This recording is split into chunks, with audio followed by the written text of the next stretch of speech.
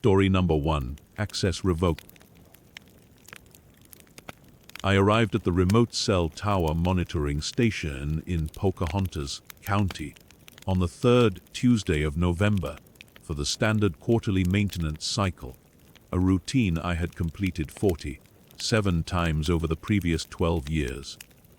The drive from the regional depot took 3 hours along increasingly deteriorated Forest Service roads, the last 8 miles requiring 4-wheel drive and careful navigation around washouts from the previous month's storms.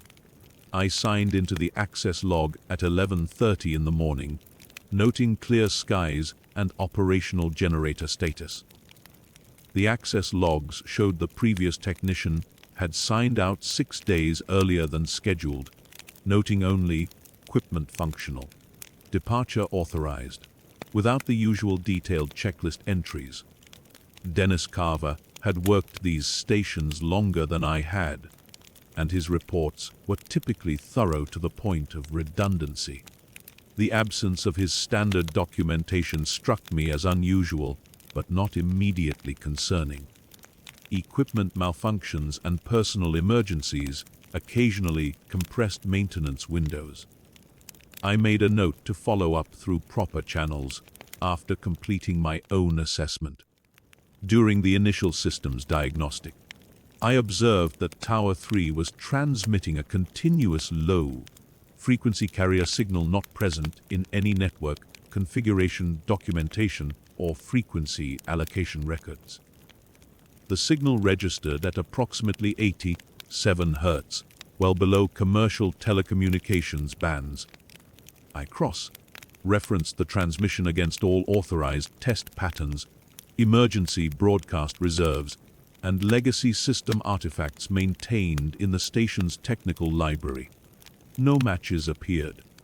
The signal's strength remained constant, and the waveform displayed perfect regularity, without the minor fluctuations typical of electronic generation.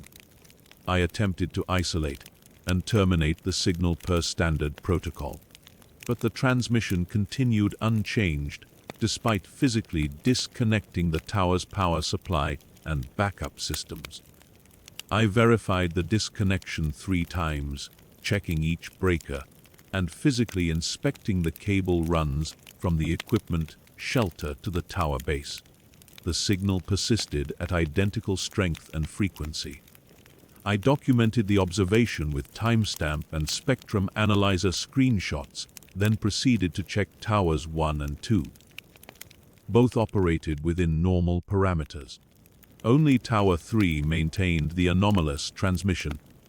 At approximately 2:15 in the morning, I detected the same signal being received and rebroadcast by my own handheld diagnostic equipment, which had been powered off and stored in a shielded case. I had been reviewing maintenance logs in the station office when I noticed the equipment case emitting a faint, audible hum. Upon opening the case, the diagnostic unit screen showed active signal processing despite the power switch being in the off position and the battery having been removed for storage per protocol. The frequency matched Tower 3's transmission exactly. I placed the unit in the exterior equipment locker, a grounded metal enclosure designed for electromagnetic isolation. The hum continued, audible from 15 feet away. Following the emergency contact procedure, I reached the regional supervisor who instructed me to remain on site and maintain normal operations until a specialized assessment team could arrive within 72 hours. The supervisor, Marcus Webb, asked specific questions about whether I had observed any physical damage to equipment, whether local wildlife had been present in unusual numbers, and whether I had experienced any communication difficulties with the depot. I answered no to all 3 questions. He told me to continue standard maintenance on Towers 1 and 2, to make no further attempts to interact with Tower 3, and to log all observations without transmitting them via digital channels. He emphasized that last instruction twice. On the second night, I documented that the signal had begun cycling through what appeared to be response patterns corresponding to my movements within the station, though no motion sensors or monitoring systems were active. When I walked from the office to the equipment shelter, the frequency dropped by 3 Hz over a period of approximately 8 seconds, then returned to baseline after I stopped moving. When I returned to the office, the pattern repeated in reverse.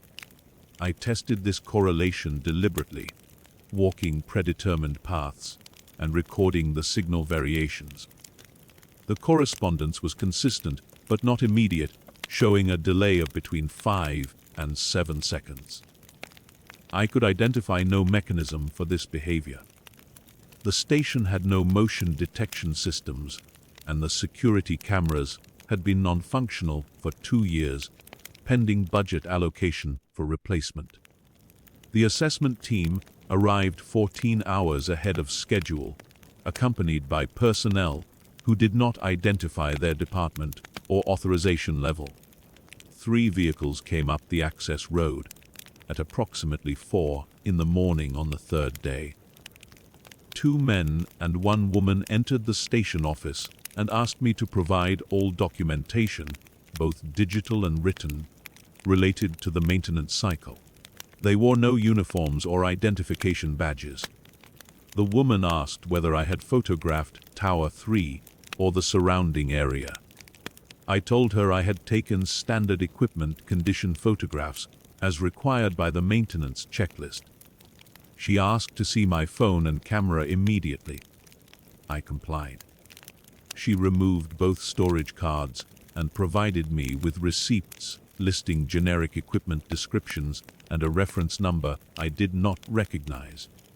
I was debriefed for 6 hours in a mobile unit, then instructed to complete my maintenance report listing only standard equipment updates and to accept immediate reassignment to an urban zone position. The questions covered my observations in detail but offered no context or explanation.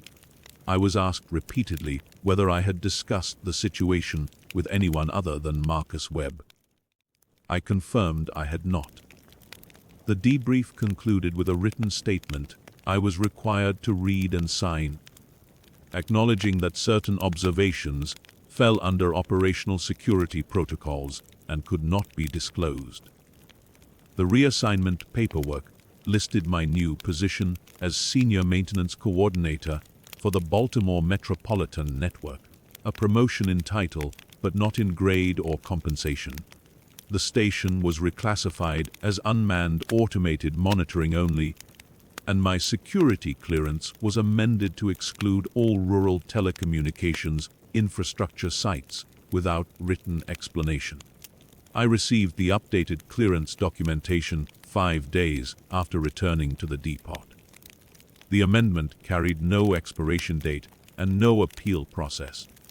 My personnel file now contains a notation indicating specialized assignment restrictions visible to supervisors but not detailed in any accessible form.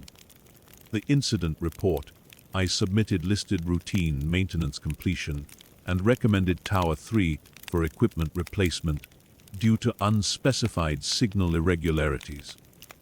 That report was archived under standard retention protocols and assigned a classification I had not previously encountered in 12 years of service. Story number 2, Dosage Override. I arrived at the maximum security medication dispensary in upstate New York at 200 hours for my scheduled overnight inventory rotation, a routine quarterly audit required by federal oversight. The facility sat 3 miles from the nearest town, surrounded by chain, link, and concrete barriers that had been reinforced twice since I started working there 7 years ago. I signed in with the evening security officer, passed through 2 separate verification checkpoints, and met the facility pharmacist in the main dispensary room. The pharmacist briefed me on the standard protocol: verify controlled substance counts against digital logs, document any discrepancies, and maintain chain of custody documentation throughout the shift. She walked me through the updated scanner system they had installed since my last rotation, showed me where they had moved the Schedule 2E cabinet, and reminded me that the panic button near the door connected directly to State Police dispatch. She left at 2:30, and I began the count with the lowest risk medications, working my way toward the high security storage as procedure required. The first 3 hours passed without incident. I worked through analgesics, sedatives, and antipsychotics, scanning each bottle and vial, comparing physical counts to database entries, noting lot numbers and expiration dates in the required format. The facility was silent except for the hum of climate control and the occasional click of the security cameras resetting their sweep patterns. At 01:30 hours, I noticed that several high security medication vials in the Schedule 2 cabinet appeared to have condensation on the inside of the glass. Despite the climate controlled environment maintaining constant temperature and humidity, I checked the cabinet's internal thermometer and hygrometer. Both read normal. I checked the seals on the affected vials. None were broken. The condensation was definitely on the interior surface of the glass, small droplets clustered near the bottom of each vial, not touching the medication itself. I followed procedure and documented the observation, then continued the count, but by 0300 hours, the condensation had spread to additional vials and begun forming patterns that resembled handwritten numbers. The droplets had arranged themselves into clear digits dosage amounts, written in the same format we used on prescription labels: 5 milligrams, 10 milligrams, 25 milligrams. The numbers were precise, legible, formed from hundreds of tiny water droplets that had somehow organized themselves against the glass. I contacted the on-call supervisor per protocol, but received no answer on any of the 3 emergency lines, which had never occurred in my 7 years of service. I left voicemails on all 3. I tried the facility pharmacist's personal cell. No answer. I tried the daytime inventory coordinator. Voicemail. I checked my own phone to make sure it was functioning. It was. I had full signal. The time read 0317. The patterns inside the vials began changing every few minutes, cycling through what appeared to be medication dosage amounts that did not match any current prescriptions in the facility database. I pulled up the patient records on the secure terminal. None of the dosages forming in the condensation corresponded to any active treatment plan. Some were amounts we never prescribed: 3 milligrams, 7 milligrams, values that fell between our standard increments. The droplets would hold a pattern for approximately 4 minutes, then shift, flowing across the glass interior to form new numbers. I made the decision to photograph the phenomenon with the facility's documentation camera. But every image showed only clear, normal vials with no condensation visible. I took 6 photographs from different angles under different lighting conditions. I reviewed each image on the camera's display screen immediately after capture. Every single photograph showed clean glass, clear medication, no condensation, no patterns.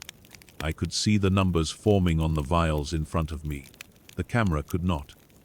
I returned to the terminal and began documenting everything in the incident log, typing out descriptions of each pattern as it formed, noting the time stamps, recording which specific vials were affected. The list grew to 23 vials, then 31, then 47. More than half the Schedule 2 inventory was showing the condensation patterns. I kept typing. The only sound in the room was my fingers on the keyboard, and the climate control system maintaining its constant 68 degrees. At 0540 hours, the pattern stopped changing and all condensation evaporated simultaneously, leaving the vials exactly as they should have been according to the inventory logs. One moment the glass was covered in organized droplets, forming the number 15 milligrams across a dozen containers. The next moment, nothing. The vials were clear. The medication levels were correct. The seals were intact. The temperature and humidity readings had not changed. I checked the documentation camera again. I took 3 more photographs. They showed normal inventory, properly stored, correctly sealed. I completed the audit with 0 discrepancies recorded, filed my standard report, and was reassigned to daytime administrative duties the following week without explanation. The reassignment memo arrived in my employee portal on Monday morning. It cited operational restructuring and made no reference to the overnight inventory rotation or my 7 years of experience in that specific role. My new position involved processing supply orders and reviewing vendor contracts. I did not contest the reassignment. The facility implemented a new policy requiring all overnight inventory shifts to be conducted by 2-person teams, effective immediately, with no reference to any precipitating incident. The policy memo was distributed facility-wide on the same day as my reassignment. It stated that the change would improve accuracy and provide additional security for high-value pharmaceutical assets. The memo included new protocols for team-based counting procedures and revised documentation requirements. It did not mention condensation, patterns, or unexplained phenomena. My incident log was removed from the standard reporting database and transferred to a restricted access archive. I received confirmation of the transfer via encrypted email. The classification code indicated administrative review pending, with no timeline provided for completion. I have not been contacted for follow-up interviews. The overnight inventory rotation continues on the new 2-person schedule. I have not asked whether anyone has observed similar phenomena. The question is not part of my current duties. Story number 3, Checkpoint Reset. I arrived at Cascade Ridge Work Camp on the morning of November 14th to conduct the annual facility certification review. The assignment was routine: inmate roster verification, perimeter compliance checks, staff interview protocols.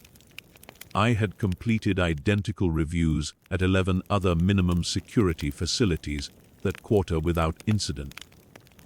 The camp administrator met me at the entrance gate and provided the standard documentation packet.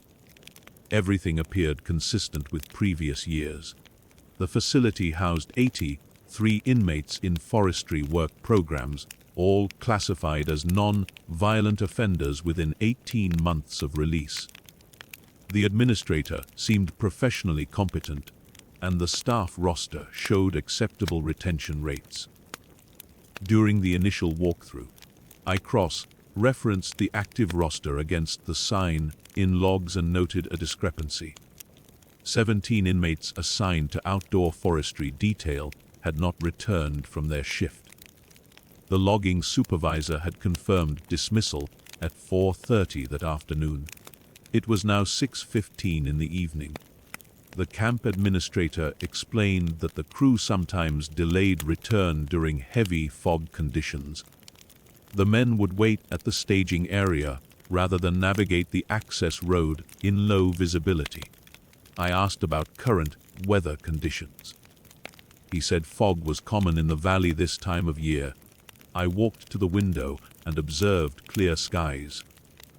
The access road was fully visible from our position, illuminated by perimeter lighting. I could see the guard tower at the northern checkpoint without obstruction. I requested radio contact with the forestry supervisor.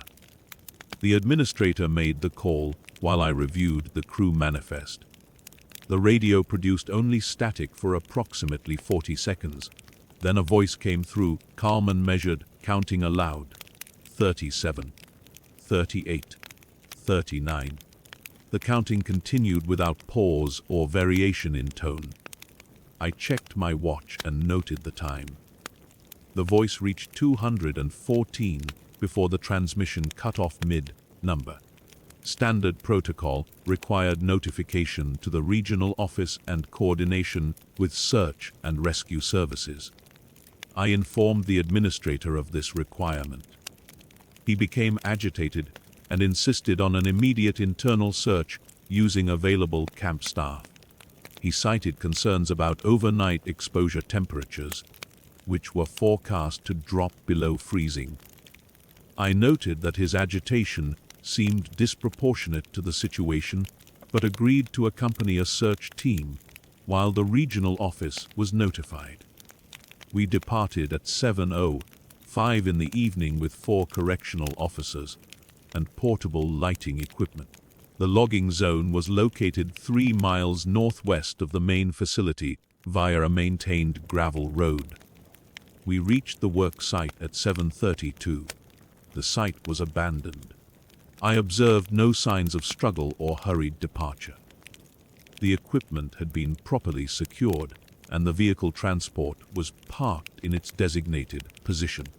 What struck me immediately was the arrangement of hand tools across the clearing. Axes, saws, and splitting mauls were laid out in precise geometric patterns extending across approximately 2 acres. Each tool was positioned at identical intervals, creating a grid-like formation. The spacing suggested deliberate measurement rather than random placement. One of the officers stated that the crew would never arrange tools in this manner. It violated basic safety protocols and served no practical purpose.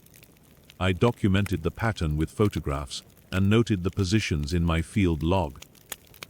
We proceeded beyond the authorized work boundary, following a trail that showed recent foot traffic. The correctional officers expressed concern about continuing after dark, but the administrator, who had joined the search team without my authorization, insisted we press forward. I observed that his insistence had become increasingly urgent. We located the 17 inmates at 0200 hours in a clearing 4 miles beyond their authorized work boundary. They were standing in a circular formation, facing inward toward a center point. I approached to within 20 feet and issued verbal commands to identify themselves and return to the transport vehicle. None of the inmates responded. Their eyes were open and they appeared conscious, but they remained motionless and unresponsive. I instructed the officers to maintain a perimeter while I conducted a closer assessment. The inmates showed no reaction to my presence. Their breathing was shallow but regular. Skin temperature was cool to the touch, consistent with prolonged exposure. I observed no visible injuries. They were facing inward with uniform posture and spacing. But there was no object or marking at the center point of their formation. I timed the duration of their unresponsive state. At 19 minutes past 0200 hours, all 17 inmates simultaneously turned their heads toward our position. They appeared confused and disoriented. Several asked what time it was.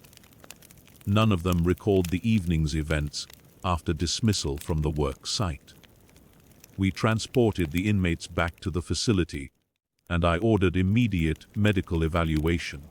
Body temperatures ranged from 94 to 96 degrees, consistent with mild hypothermia from stationary exposure. No other medical abnormalities were documented. The inmates were cleared for return to general population after warming protocols and observation. I interviewed each inmate separately over the following 6 hours. Their accounts were consistent. They remembered completing the day's work, securing equipment, and preparing for transport. The next clear memory for all 17 was our search team's arrival in the clearing. The gap represented approximately 7 hours and 40 minutes. I filed the incident under Administrative Protocol Deviation with medical evaluation recommendations. The camp administrator accepted voluntary reassignment to a desk position in Salem effective immediately. He provided no explanation for his request, and I did not press for one. The logging zone was reclassified as restricted terrain due to unmarked geological instability. The designation was processed through Regional Land Management Services without my input.